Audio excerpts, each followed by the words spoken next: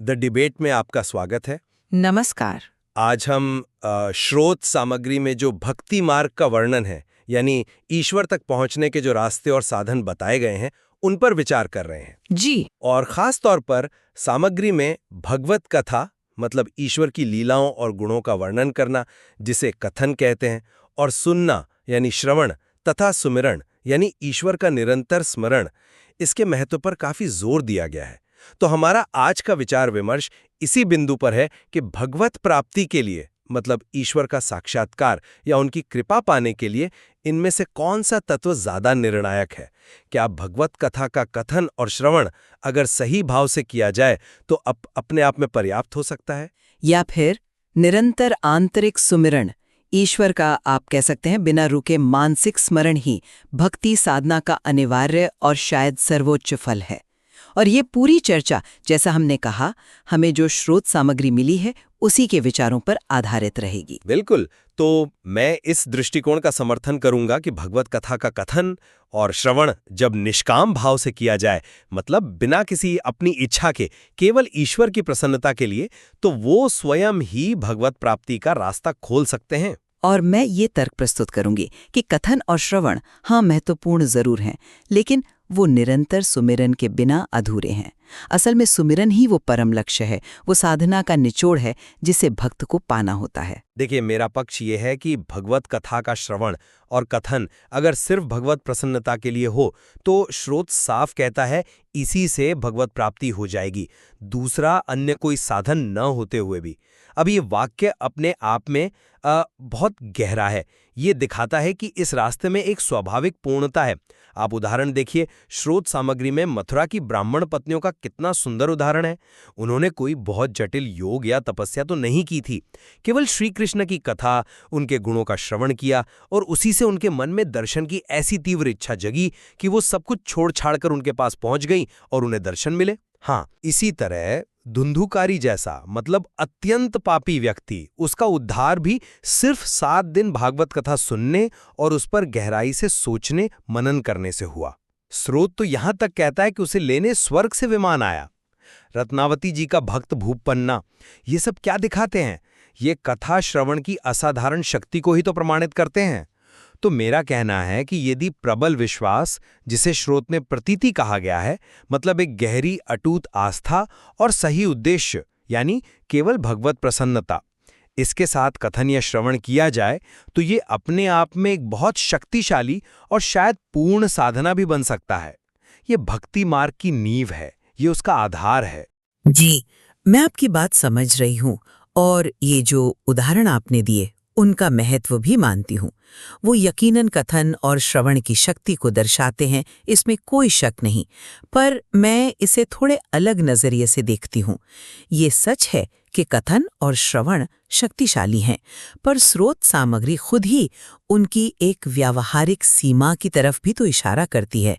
उसमें साफ कहा गया है, कथन एक समय सीमा, श्रवण एक समय सीमा।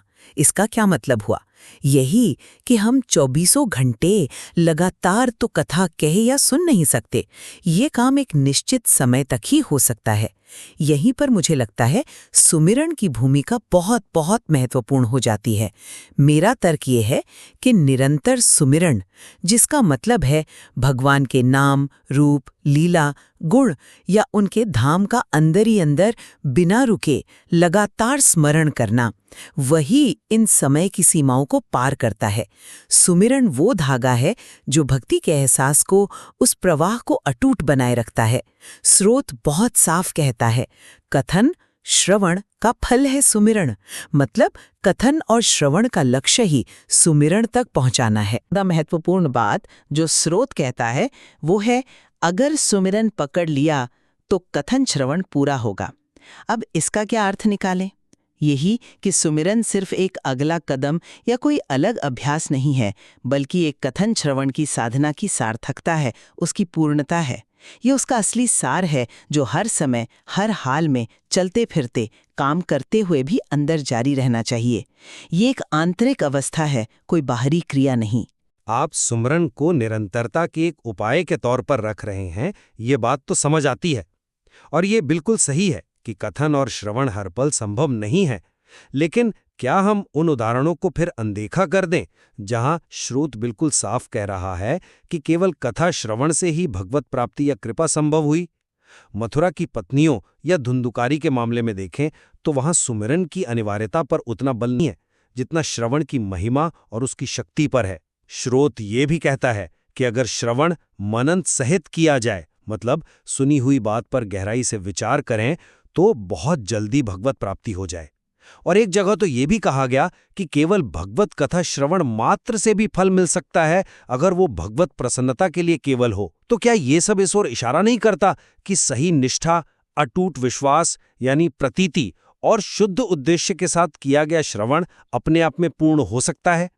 हो सकता है कि सुमरन की जो निरंतर अवस्था है वो बाद में अपने आप विकसित हो जाए, पर क्या श्रवण अपने आप में अपर्याप्त है? मुझे लगता है यहाँ विश्वास, वो प्रतीति एक बहुत अहम निर्णायक भूमिका निभाती है।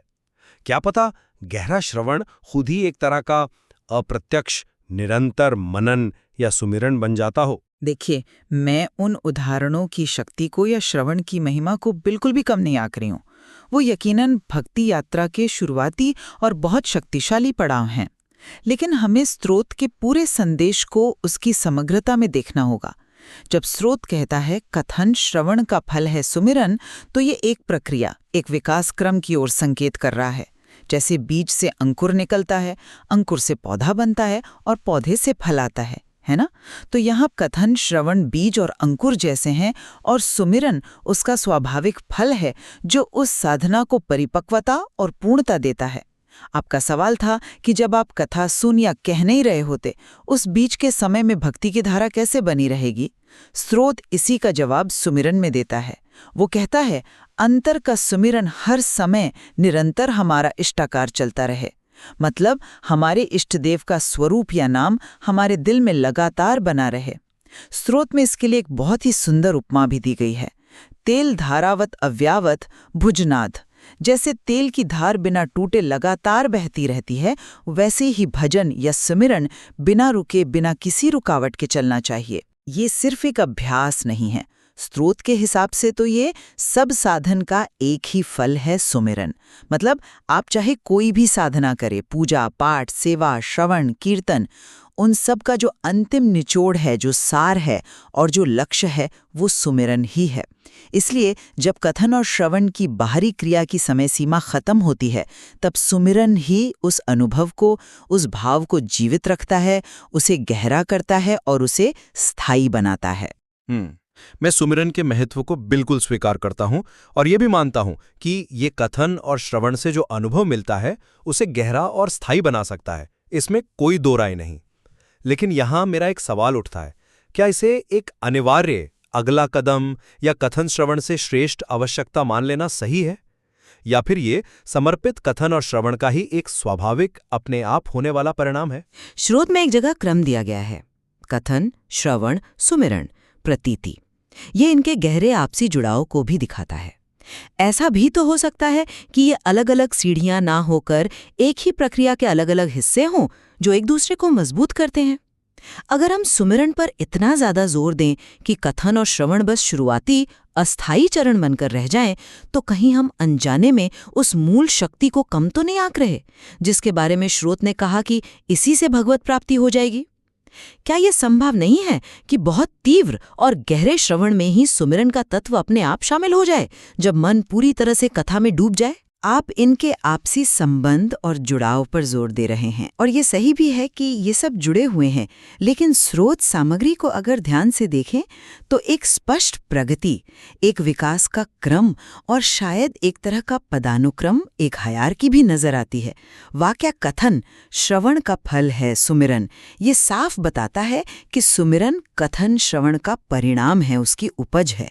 और वाक्य अगर सुमिरन पकड़ लिया तो कथन श्रवण पूरा होगा, ये दिखाता है कि सुमिरन ही कथन श्रवण को पूर्णता देता है, उसे सार्थक बनाता है, उसे मान्य करता है।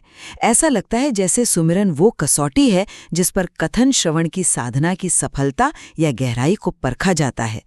स्रोत आगे ये भी बताता है कि जहाँ सुमिरन मजबूत होता है वहीं से भक्ति के गहरे और अंतरंग अनुभव शुरू होते हैं।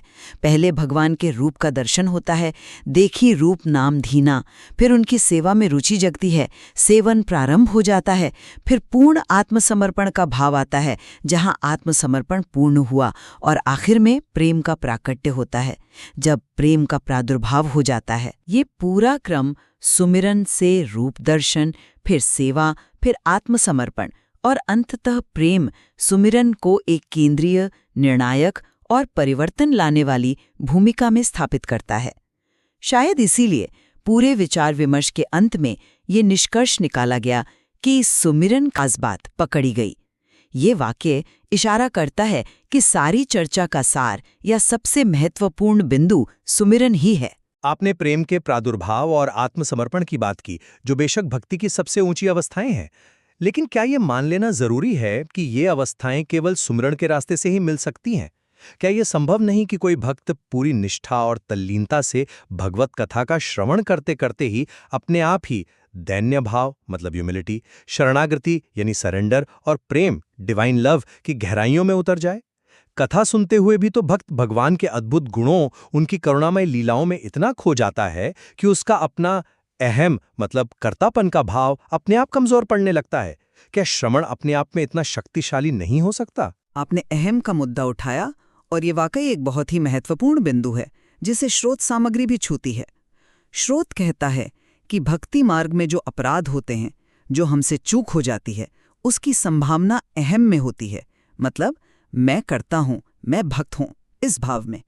अपराध की संभावना दैन्य में नहीं होती, यानी दीनता, अपने को छोटा समझने के भाव में, या दासत्व में नहीं होती, यानी खुद को भगवान का सेवक मानने के भाव में।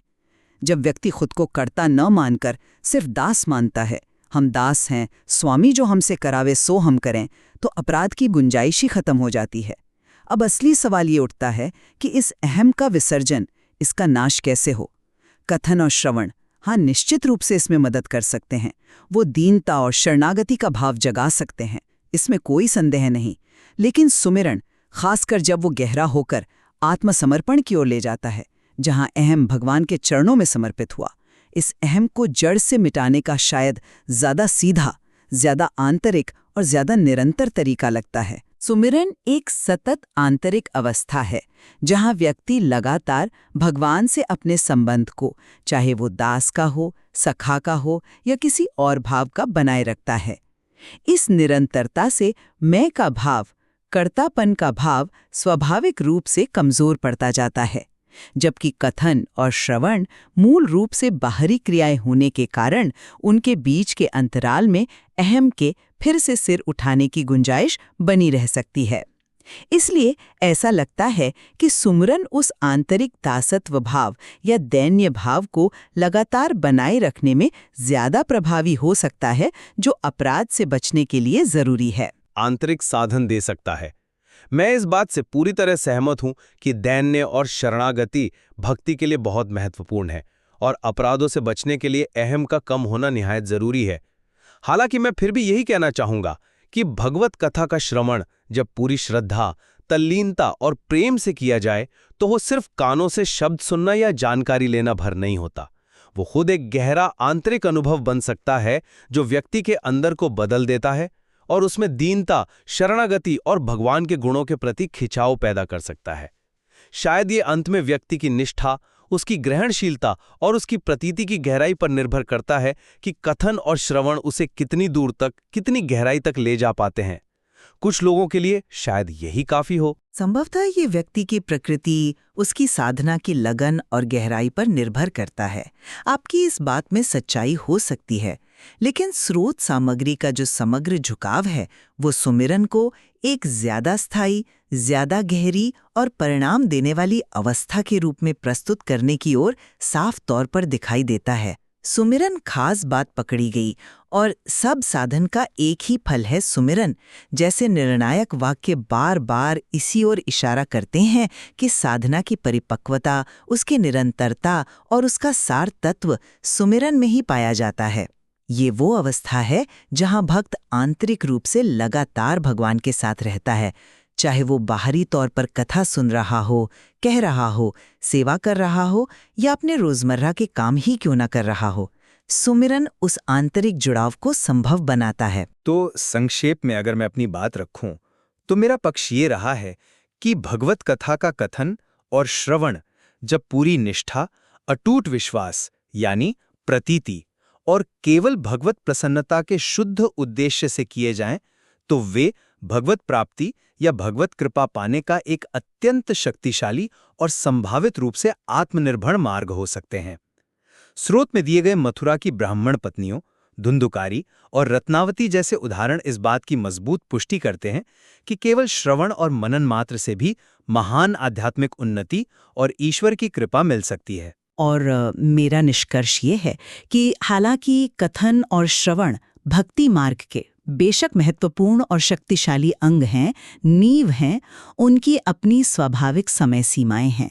निरंतर आंतरिक सुमिरन ही इन सीमाओं को पार करता है और असल में कथन, श्रवण समेत सभी साधनाओं का वास्तविक फल और सार है।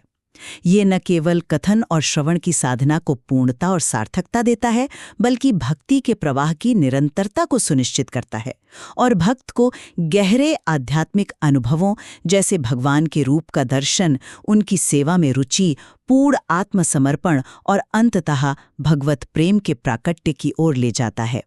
सुमिरन ही वो खास बात है, वो कुंजी है जिसे साधना में मजबूती से पकड़ना होता है। ये तो स्पष्ट है कि स्रोत सामग्री इन दोनों ही अभ्यासों, कथन, श्रवण और सुमिरन को अत्यंत महत्वपूर्ण मानती है।